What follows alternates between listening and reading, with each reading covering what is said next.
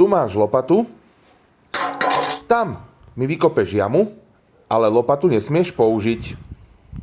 Asi takto nejako by si dali v momentálnej situácii parafrázovať prebiehajúce kontroly finančnej správy. Tá spustila intenzívnu kontrolnú akciu s názvom Taxi, aby si overila, či používajú taxikári tzv. E-kasu. Kontrolóri boli vybavení hotovosťou, firemným telefónom, ale do firemného telefónu si nemôžu stiahnuť aplikáciu tretích strán. Rozkaz ten znel jasne. A tak kontrolóri to robia tak, ako to robili pred 20 rokmi. Objednávajú taxi dispečingy alebo berú taxíky z ulice. A tak sa vďaka tejto intenzívnej kontrole podarilo niektorým kolegom mať aj 2 až 3 kontroly.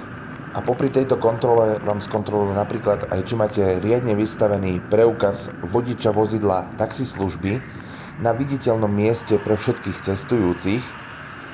A je to mimochodom ten preukaz, ktorý nemá absolútne žiadnu platnosť a po 8 rokoch umiestnenia na viditeľnom mieste je skoro nečitateľný. Ale ak by ste sa rozhodli použiť kópiu, tak rozhodne môžete rátať s pokutou. A keď sme použili starý dobrý ačohentizmus, tak sa kontrolóri odvolali na tzv. DAT 7. Pre tých, ktorí nevedia, čo to je to táto smernica, ktorá nariaďuje prevádzkovateľom digitálnych platformiem oznamovať daňovým úradom členských štátov Európskej únie informácie o príjmoch a transakciách svojich predávajúcich alebo partnerských subjektov.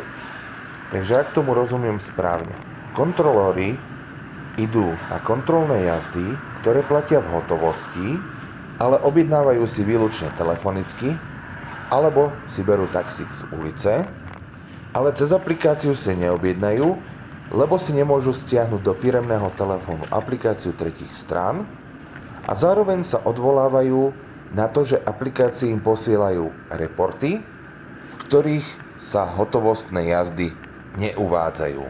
A to mi nevychádza. Skúsi mi prosím vás niekto vysvetliť, čo mi ušlo?